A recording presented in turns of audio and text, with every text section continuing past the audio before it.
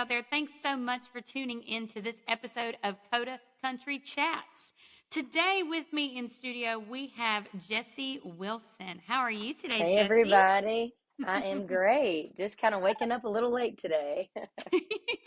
And that is okay. I don't know about the weather for you in Nashville, but the weather down here is like very rainy and very cold and gross, but hopefully it's a little nicer up there where you Yeah, are. it's pretty today, but it's between hot and cold. It can't quite make its mind up in Tennessee. I'm sure it's like that in Georgia. Definitely. Oh my gosh. Well, listeners out there, if you don't know much about Jessie Wilson, she and I have a common, I'll say like a common draw to one another. I found out through social media posts and different things like that Jessie used to be a teacher. Tell me a little bit about um, how you started your teaching career and then what brought you to singing country music full time. Yeah, so right when I graduated high school, as we all are at 18, I did not know what I wanted to do. Well, I was like, well, I do want to go to Nashville. I do want to do the music thing. And my mom was like, well, I would feel better if you get a degree first, just because we didn't Mhm. really have a lot of money. So it wasn't like she could pick me up if I fell flat on my face. Not that we thought that would happen, but it's nice to have some kind of comfort pillow to fall back on. Yes. So I started teaching. I graduated with an early childhood degree. I taught kindergarten 1 year and first grade for 4 years, so total of five.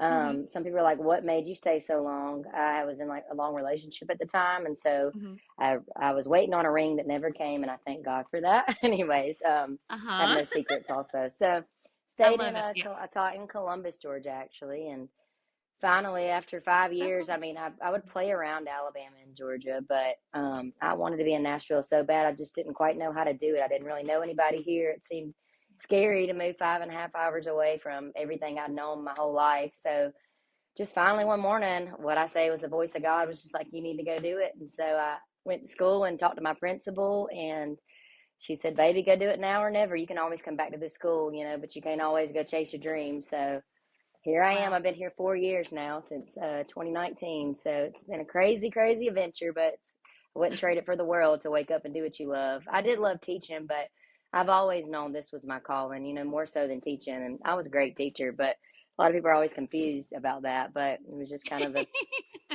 path I took in my 20s, Yeah. and I'm thankful that I did it.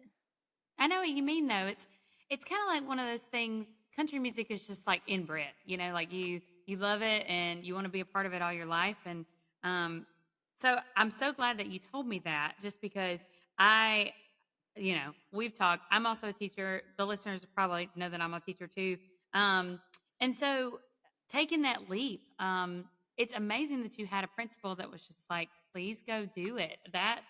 I mean, so what? Okay, you said 2019, and then around that time we had the big pandemic and all this kind of stuff. Tell me how that was, that big transition into Oh, Nashville. Lord. I mean, you waited your whole life to come to Nashville, and then you come here for 7 months, and the whole world shuts down. And meanwhile, I moved here without a plan because I was such a planner and I just couldn't figure out quite a plan to move here. And I knew one musician friend, Charlie Argo's his name, and he just kind of told me, you need to jump, showed me this Steve Harvey episode where that was the title of it. Anyways, really motivational if anybody is needing that little extra push. So, Awesome.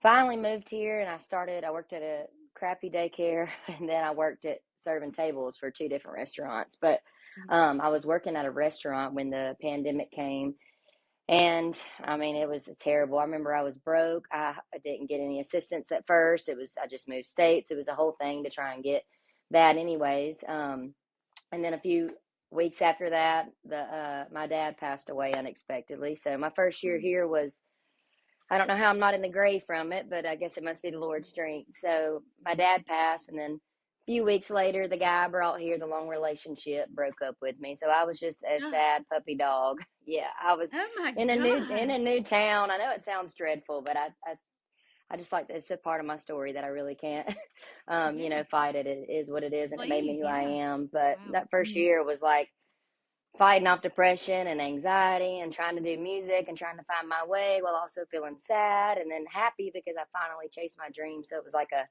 a collide of both emotions very strongly at the same time. It was very weird kind of a year, I'm sure, for everybody, but it was a very Yeah. weird year for me. Mhm. Well, and just for you Yeah.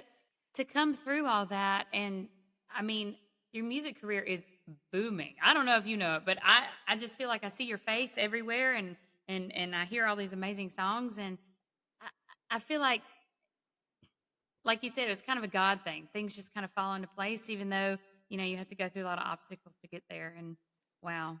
Um, one of the songs that I want to talk about on your EP, and we'll come back because there's like a ton of songs that I want to talk about with you. Yeah. Um, but one of the ones that really got to me was the one about your mom, because you also talk about, how your mom is such a superhero. Yeah, that's what mamas are for. Tell me all Yeah. about that Well, my mom was one of the kids when she was little, like, I mean, probably 6 or 7. The teacher's like, "What do you want to be when you grow up?" And she's like, "I want to be a mama." That's always what she wanted to be. And there's some women that are like that, some women that aren't, just happen to become a mom. And, anyways, everybody's journey to being a mom is different, but she's the one that's always wanted to be that. So, yeah, she raised me and my sister pretty much by herself. She was just a superhero. My dad and her divorced when I was young, probably like 3 or 4. And then she got married to my stepdad a year or two after that. But even though my stepdad was great in our life, it's always just been my mom, me, and my sister. It felt like, just a little tight clan. So, one. yeah, we've always just been super duper close. I have kind of a small family. And when that song came to be in 2021, I was on the phone with my mom, and I didn't even tell you, after a year after my dad passed, my stepdad passes from cancer. So it just gets, just Oh my harder and gosh. harder over here in Nashville. But Yeah. Oh my gosh. But anyways, it's all good. I hate to really talk about it because I'm not a person that plays the victim, but I'm like trying to accept it as part of my story. And there are people out Yeah. there that feel the same way too. They just don't know that other people feel like them. So anyway, I was on the phone with my mother, and my stepdad had been diagnosed with stage 4 colon cancer for a few months, and just kind of saw his life drastically change because he went through chemo. And if you've ever had anybody go through cancer and chemo, it's just incredibly Yeah. heartbreaking journey. But I was on the phone with her, and I remember like crying, and pulled over in Nashville just having a crappy day and just crying because I Mhm. talked to her like 3 times a day. She's like my Dr. Phil, if you will. But Yeah. anyway, so I was talking to her, and I remember feeling so selfish because I hadn't asked about her or my stepdad. And I remember saying, "Mom, I'm so sorry, I'm selfish." She was like, "Baby, that's what mamas are for. You ain't got to feel bad. I'm handling him with him. I'm with you." And, makes me want to cry. I'm not going to do it, though, on this Yeah. podcast. But I'm tearing up. It's I know. Yeah, I feel like me and you could just go on a little crying journey, and I'm not going to do it. So I Yes, have to look girl. away.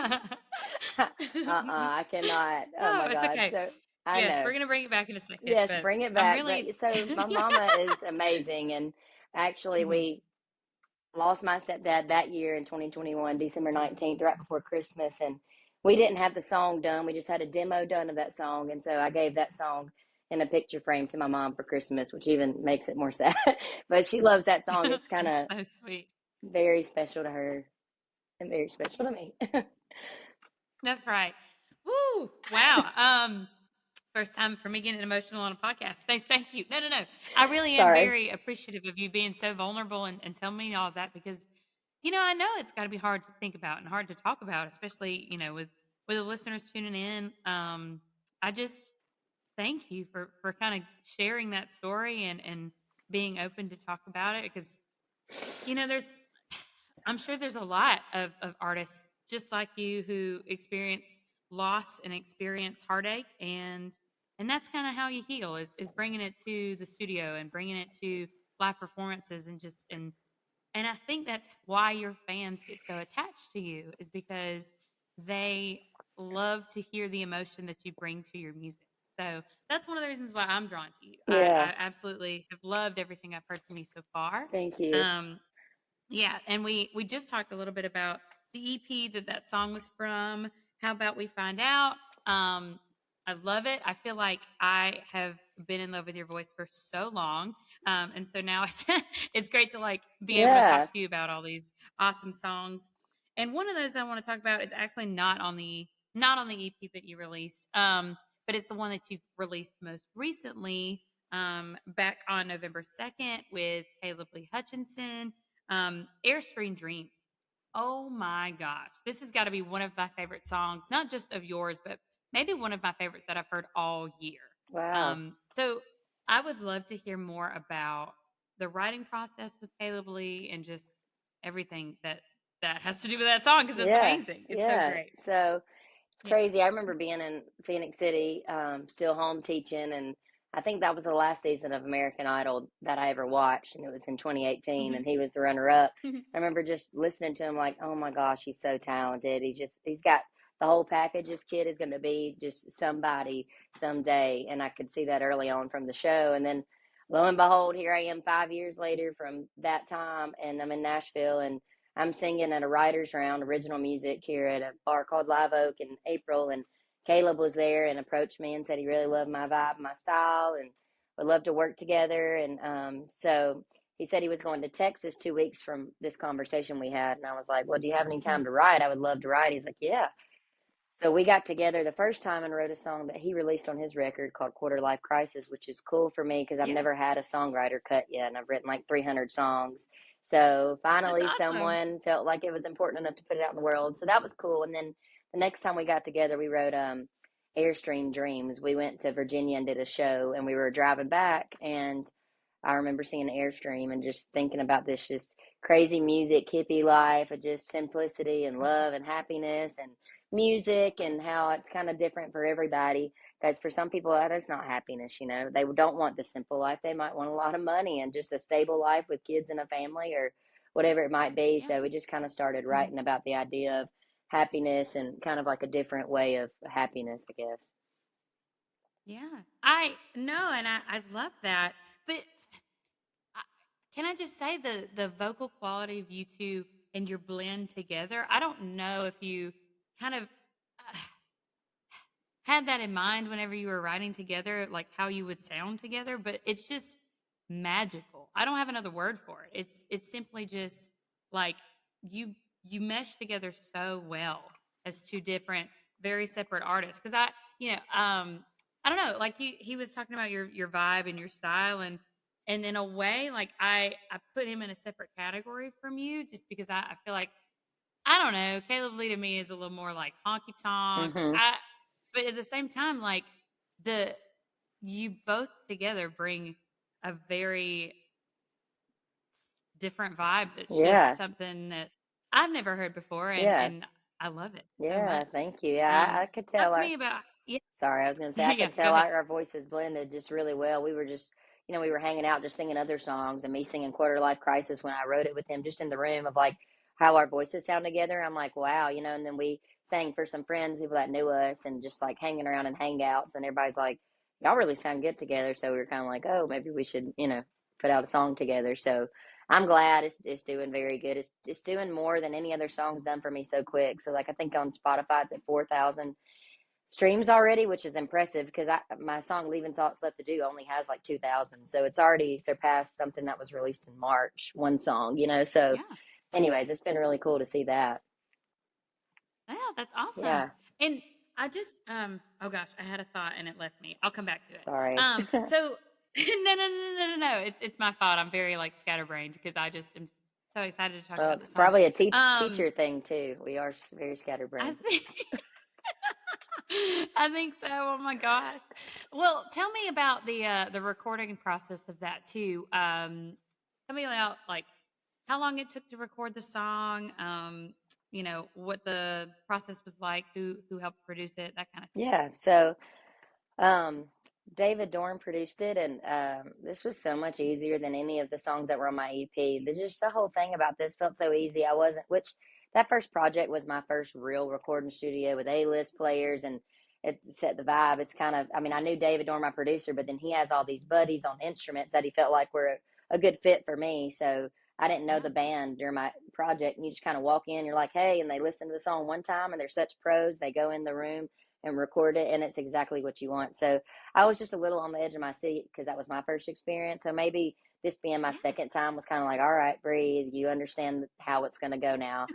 But this is also very much more acoustic, which I'm still kind of finding my sound. I think every artist is. I mean, you constantly grow and change, Yeah. but especially on my first few releases, I'm kind of just throwing stuff out there and seeing what sticks. Like it all, I like it all, but it's like I really vibe with Airstream Dreams because it's very just singer songwritery, low chill, just like turn it on in the car and relax kind of a Mhm. vibe. And it's been me and my guitar since I was 15, so I like the high production stuff. But I think the more I do this, the more I'm like, I kind of really like the stripped down stuff, like the Marfa tapes by Miranda Yeah. Lambert. I don't know if you've heard that album, but it's like around the Oh, campfire where yeah, you hear the absolutely. sounds of nature and like the guitar, really just stripped down stuff. So it was super easy. I mean, I think it took us an hour or two and we were done with it. So that was pretty quick. Whoa. Oh, that's so cool to Yeah. hear, though. No, because yeah, wistful was the word that kind of came from to mind whenever I first heard it. Just something that's, like you said, easy, and I think that ease of recording and ease of writing it really just translates well into the recording itself. So, Yeah, that's awesome. wow, I'm so glad I got to talk to you about that. Um, so you talked a little bit about how you were a teacher in Columbus, close to Phenix City. Tell me a little bit more about your background and like your musical influences when you were growing up and starting to sing when you were 15. Yeah, so I kind of started. My parents went to like a bar, restaurant, swimming club place, and all things. So that's where we went every summer. My mom, it's like easy daycare. We can be in the pool. She could probably have a few beers with her friends. Like we can eat some food there. I Perfect. mean, whatever. We are from Yep. Alabama, so that's what we like to do. But anyway, so they had a karaoke, like I guess some nights of the week. I just remember singing karaoke there when I was like 4 or 5, 6, like very young, and just Mhm. remember loving it. I mean, I was probably nothing anybody wanted to listen to. I was probably just a cute little girl singing, but everybody gave me attention. So I was like, I really like this, and so I kind of started it then, and then I really picked it up in high school. But I'll go back to my musical influences in the middle. Like my mom's always Yeah. loved all kinds of music. She really likes the Motown vibe of music, like the Temptations and et cetera, et cetera. I remember Yep. we used to listen to Cher, Mhm. and she liked Stevie Nicks, but she also liked 90s country, like the Dixie Chicks and Trisha Yearwood. So it was kind of a mixture with her all over the place, which probably is where I'm at. I feel like I'm kind of a unique vibe of a couple of different things. And then my dad was definitely outlaw music. He loved Hank Williams and Merle and Willie and all those Waylon and all those kinds of guys, and Alan Jackson too, Tim McGraw, all the '90s guys as well. So that's what definitely what he raised me on. So like I said, I feel like I got a little bit of it all, and I've always listened to a lot of different things, and I think that has helped influence my sound a little bit. But when I was in high school, I picked the guitar back up and kind of decided when I was like, I can't remember, 15 or 16, just like I want to do this. And I got saved at church and led worship and started playing in coffee shops from there, played in bars, but you know what it's like to be a teacher, so I couldn't really tell anybody I was playing in bars because I would get judged. Right. So like Exactly. it was just a whole journey to get to Nashville, but finally I made it. That's awesome. I recently saw Yeah. something on your social media that you played a show out in Colorado. Is that right? Yeah. With Caleb Lee, maybe? Yep. Yeah. Um And then tell me, do you have any other shows coming up? And I know you're playing in Nashville a lot mhm. these next couple weeks, which this episode's probably going to release like in December. So if anybody's listening, you're probably going to miss all these. But um, do you have any other shows that you would like to talk about that are coming up in the near future? Not really any for next year yet. I'm booking right now. I'm getting a email list together and trying to get out more on the road. I've been primarily playing on Broadway in Nashville for probably 2.5, 3 years now, and I'm very thankful for it. I love it, Awesome. and I've gotten to meet so many people from all kinds of different states. I mean, when I was in Colorado, I'd never been to Castle Rock, and I knew 5 groups of people that were like, "I just saw you in Nashville. I can't believe you're here." Like that. I don't think they knew I was playing, or maybe some of them did, but it Wow. was crazy. So, anyways, you can make a great living here doing that. And I've kind of primarily been on Broadway. I've done some out of town stuff once or twice a month here and there throughout the past Mhm. few years. But I really know that I need to get out there and meet everybody that's loving my music. And so I'm trying to honestly finagle that transition of what I'm used to and here in town, even though I'm getting everybody from other towns to go into their town and Mhm. trying to make enough money to where I can, I mean, be sustainable. And so I'm trying to work that out right Yeah. now, and I'm in conversations with people out of town. And so hopefully I'll be releasing, a schedule that I'll be out of town very soon, and probably at the end of December I should be letting everybody know where I'll be next year, at least for the first half of the year. So Yeah. I'm glad that you said that just because like I know of some venues around and so I may just drop some names and be like, you need to book well, Jessie Wilson please do, immediately. please. Um yes. Absolutely. Well, and then I wanted to talk about um, one of the times you were playing Jason Aldean and you had Megan Maroney come on stage with you. Tell me about that Oh experience. yeah. That was so cool. So I've been playing Broadway forever, and to my knowledge, I'm sure there have been some famous people in there, but I wouldn't want to know because it would make me nervous. But for instance, on this one day, Monday, we walked in Jason Aldean's 2 to 6 to play, and I was at the bar getting some waters, and my drummer was with me, and I looked in the VIP section, and I was like, I saw a hat that said "I love Meg Maroney," and then a blonde girl wearing the hat, and I was like, Joey, I think that's Meg Maroney. And I was like, he was like, wow, it is. It's like her and her friends, I think. And I'm like, what is going on? So I'm like, oh God, it's going to be a long 4 hours. Like I was excited, but I don't get nervous really, but I was Yeah. nervous. All her radio team, her record label was with her because that was the week her song Tennessee Orange went #1. So I was like, what do we do, guys? If somebody requests a song, and my band was like, I guess we do it. Like it's just like any other show. I'm like, I guess it's time to put on my big girl panties, I reckon. So we're like setting up, and sure enough, this little girl spots her, and I'm like, here we Oh, go, boys. So we ain't even started the first song, and little girl comes up with the 20. She's like, can you do Tennessee Orange? I'm like, yes. I'm like, oh God, we're like right out of the gate, one of the first few songs. And then we played it the first time, and she ran up to the front with her best friends and took a video of it, and she posted that on her TikTok. It has like 1 million woo. views. Yeah. Very cool. And then she tagged me in it. So I got a lot of new followers on TikTok Awesome. from that. And then we winded up singing it again. One of her friends asked could they come up and do a toast to say congratulations. I was like, oh yeah, girl, y'all come on up. So they came up to the stage and gave her a little toast, and everybody was like, sing, sing. So she got up there and sang with us, and I played guitar, and I was so thankful I know how to play the Yes. songs because honestly, if it was Jason Aldean was like, hit it, I'd be I like, don't I know. don't know it as much as Meg Maroney. Yeah, so anyways, we got to sing it together, and then I posted that video. So if anybody wants to see that, that's on my Instagram, my TikTok, Jessie Wilson Music. But it was really cool. She took a picture and she said, "Thank you, Jessie." Like she acknowledged me, and she didn't have to tag me in her video. That was very nice of her. Like I was just the caption of it, and then within the video it said, "First time hearing my song on Broadway," and Oh, so that was like big deal for yeah. her. So yeah, That yeah, is so neat, though. I mean, it's kind of like a full circle moment almost because it's like I'm sure when the time comes and somebody's out playing your songs on Broadway, maybe it'll come oh back to gosh, yeah, and you can think about this yeah, time and just take it all me, in. yeah, Awesome. Well, listen, you before we started the episode, you talked a little bit about getting back in the studio and releasing new music. So, talk to me about your upcoming yeah. single. So I have a song that I've just really loved lately. It's called Outlaw, and I wrote it with Jackson Nance and John Kraft a couple months ago. And us songwriters and artists, we kind of like try out songs at shows. So I've been playing it on Broadway shows, been playing it at writers' rounds, and everyone just kind of really loves it. I loved it already, but then seeing other people's reactions, and they're like, this is amazing. This is one of your best songs. So I'm very excited. I'll be releasing that one. We're looking at January, maybe early February, but I'll be getting in the studio December 6th to work on that. And yeah, I think we're gonna have two different versions of that song, which will be pretty cool. I'm kind of gonna do the single release thing.